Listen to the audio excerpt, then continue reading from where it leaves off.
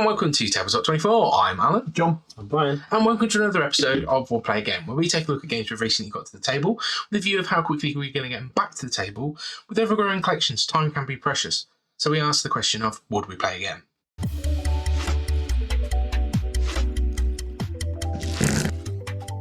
Today we have Archeos Society from Space Cowboys, which is a re-implementation of Ethnos, previously published. In Archeos Society, we are going to be competing explorers, sending out our expeditions across 6 different locations, which at the start of the game, we will set up 6 different types of expedition leader or roles that we could use on our expeditions, and the 6 locations, one of which will have been turned to its more complex side, which will add a little bit of flavour, a little bit of change in that, how we would want to construct our game.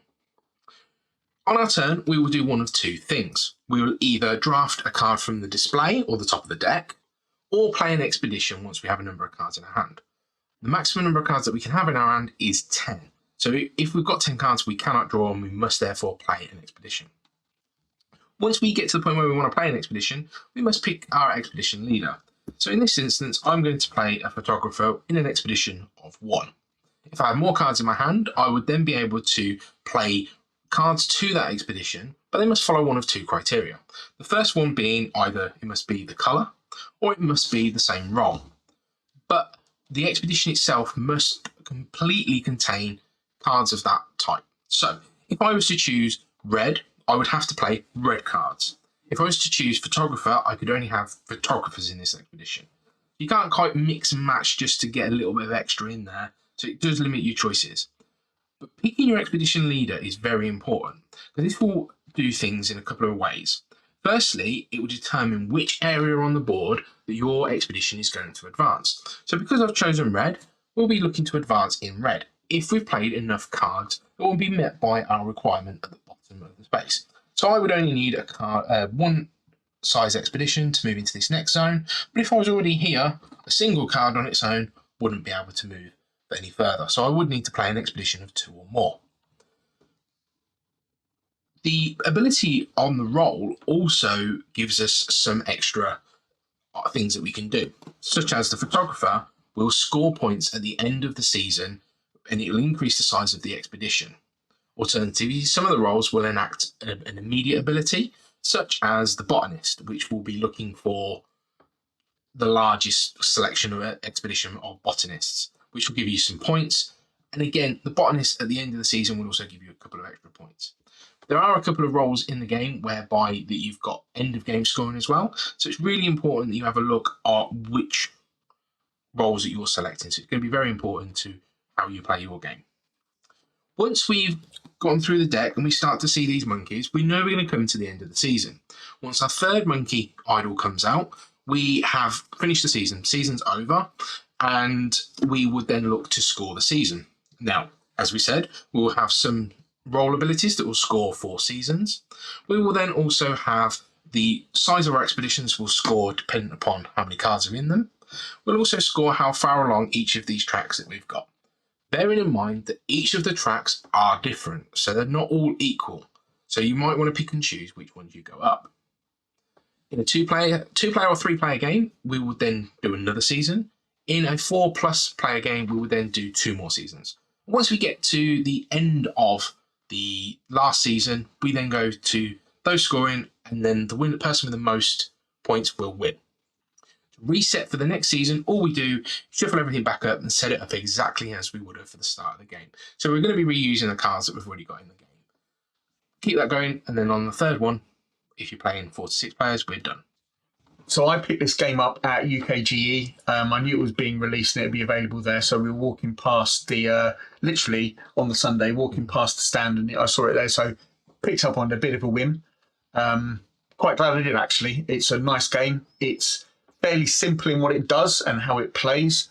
And, you know, it just sings a game that can be played easily and taught easily to people and can be brought to the table. I think this would go down well with families as well. I don't think it's that heavy that it would put it out of reach of certain people and certain ages learning it. I don't know what the age is on the thing. Is it 8+? I think it is 8+. Yeah. Yeah, It's on 12 plus. 12 plus. I think that's fine.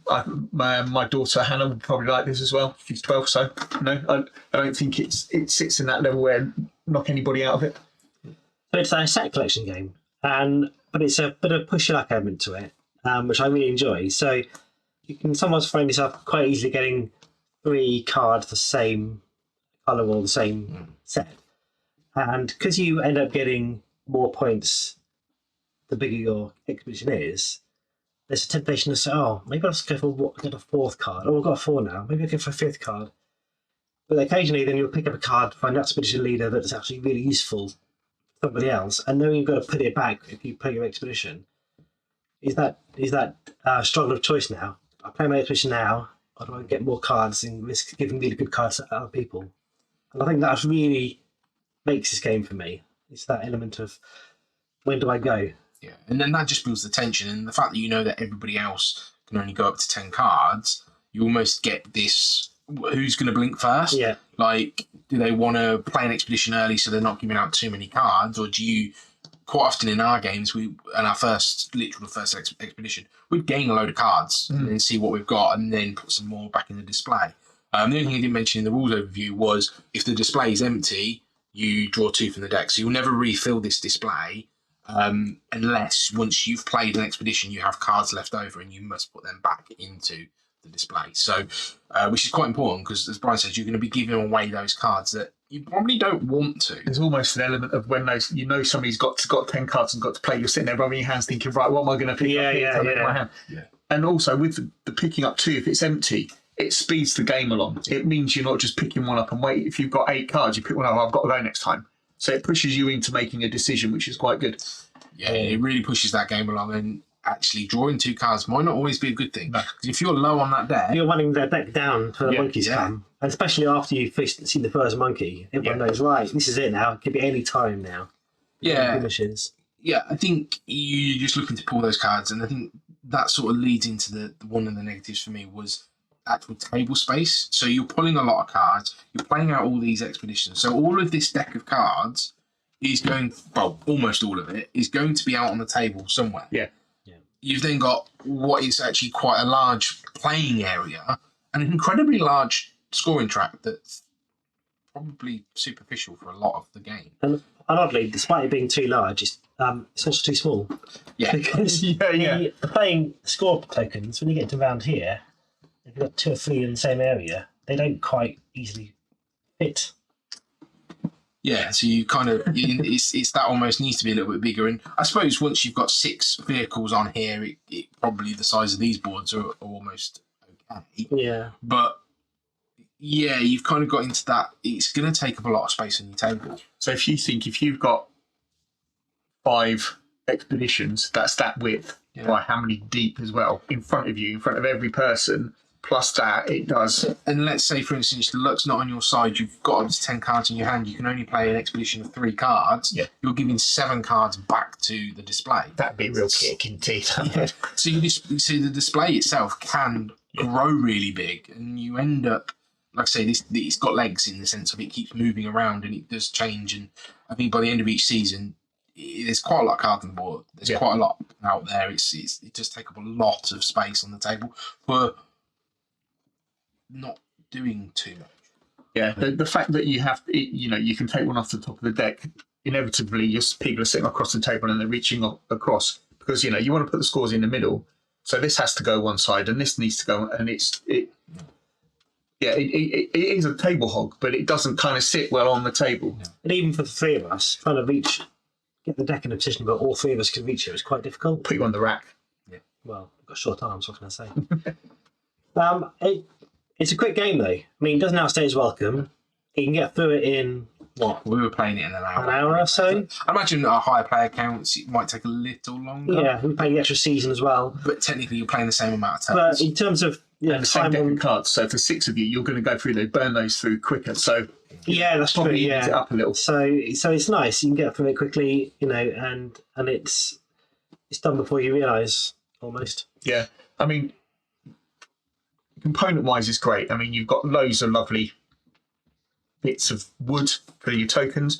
The one thing that's a downside for me is the scorecard's a bit flimsy. It's not the same card as these boards. It's the same card stock as the cards, and it just feels a bit flimsy. Yeah.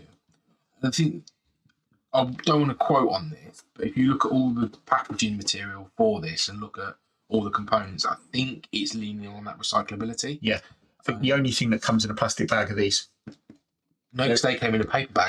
So I put them in a plastic bag to keep them together. Yeah. They came in a paper bag, so I think there's an element there of trying to recycle, but I'm polluting the world because the rule book's not glossy, is it? It's paper. Paper. And the cards are not linen finished, but I don't know whether they are a little bit linen finished, but I don't know if they're plastic coated and plastic cord. So there's a little bit of piece in there about maybe the components were chosen to be a little bit more sustainable. But yeah, you kind of, when you've got these nice heavy boards and you end up with this flimsy board that you are only using if you've got the botanist out or at the end of each season. So it's kind of a... Yeah. In essence, the game boils down to it's the luck of the cards or the luck of the draw.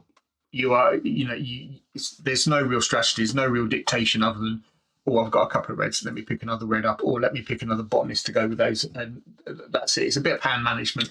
But otherwise, it's not. And you might get a strategy depending on what's on display, but it's gone by the time it gets round to you. So there's a little bit of that as luck as well. Yeah, you'll have somebody dump 3 blue cards, one being one of one roll into another roll, and people are collecting the roll or the colour, and by the time it comes back round to you, you might not have what you want. There is some. You could say there is some hate draft in this, but if you see that there's 3 botanists down there. Brian picks up one, leaves one. I'm going to pick another one up that maybe matches a red card that I can put in that hand just because I know that you might pick it up. Yeah. I mean, I've dumped cards out in the past and just gone, I'll have that back, I'll have that back, I'll have that, back, and pick them back up straight into my hand. Yeah. I mean, the turns whip round. They do. They really do whip round. If you're going to hate drafting this, you are really going to hurt yourself. Yeah. Because that's a whole turn. Yeah, You've taken a whole turn. You've not got the time to mess about. You've got to get your own set to play your own game. Yeah, and it does almost feel like that race element. Yeah, a little bit. We've not really spoke about that, but I think there is this race of, right, I need to get the furthest along these tracks to get the most points. I need to get the biggest expeditions, and you've got that little bit of a race, and I think that's why it does play so quickly. Yeah, I mean the burn, the countdown burn that you have here, you can see the deck going through, and you can see how many expeditions people have in them, and you're thinking, where's that third monkey coming? And as soon as that first one comes out, it's like, right, have I got to play? And it adds a bit more tension. I got caught out in the last one. I needed one more card to go through before that monkey came out. So only 6 roles you play in any game, but there's 12 roles in the box. And mixing and matching those up is...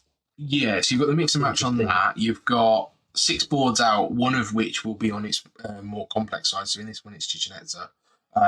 In other setups, there's 6 scenarios in the book. But they recommend certain molds. There's a draft format. So if you want to take this a bit further, you can draft and build a game, or just randomise. Yeah. Random rolls and random boards. Yeah. So in that essence, it's a bit like CC Go Party and all the options you have in a box. You can just pull out what you want, mix and match, and it changes it up. It keeps it fresh, keeps it a little bit different every time you play it.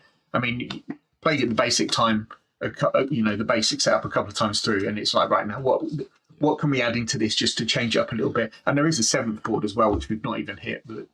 Yeah, and I think there's a bit in there that if it didn't have that variety, I think it might become stale. Yeah, it's just got enough of that variety to keep it interesting to regular board gamers. Otherwise, you just become a changing one role can change strategy completely. So. In the first few games we played, we had the medic in. The medic enables you to keep cards in your hand equal to the size of your expedition. So you're not giving the cards back away. But then we didn't have the medic in the last game that we played, and it changed everybody's strategies. Yes. Then there's the one with the compass. Can't remember what the role is. Cartographer. So you get to play another expedition. So you're trying to build 2 expeditions in your hand. So is it worth playing 2 then a 4 to get them out of your hand? It just subtly changes it every time you play. One thing I'd like to do is try this at higher player counts. We've been a bit restricted in the fact that we've only played this as the 3 of us. So I think because of that, we've only been playing games with 2 seasons. I want to see what it's like with 3 seasons. I'd like to see what it's like at 6 players, because you do tend to get to that tipping point in larger. Has anybody got a table big enough? And there is a piece of that. There is a piece of that. He's going to be the size. So, with all that being said, then John, I'll play again. Yeah, I'll play it again soon. It's a quick, easy play. It hits me in the point of games that I like, that it's just quick and easy, and there isn't a lot of strategy. That says a lot about me. There's not a lot of strategy to it. It's just the luck of the draw and just playing what you find. I quite like those kinds of games, so I'll play it again soon. All right. I would play it again. It's got the same sort of feel to me as Arnak does, but not as complicated. So if you feel like that kind of game, but you're not really, energetic enough to play Arnak, then this is really good to play instead. But yeah, it's good. I like to see, as you say, higher player counts and see how it plays for that. But yeah, it's a good game. For me, it would be we'll play again soon. I like what it does. I love the theme. I love the expeditions and the exploration piece. And I just think that, like I say, it plays quick enough. In a game night for us, we could get this to the table 2 or 3 times, depending on player count. And I think if it's already out, you've got a little bit of extra time there to set up, which I think causes you a problem. But once you get through that, you're all right. So yeah. Thanks for watching along for this episode of We'll Play Again. If you haven't done so, check out the other videos on the channel, give us a like and a subscribe, and we'll catch you next time. Take care. Bye.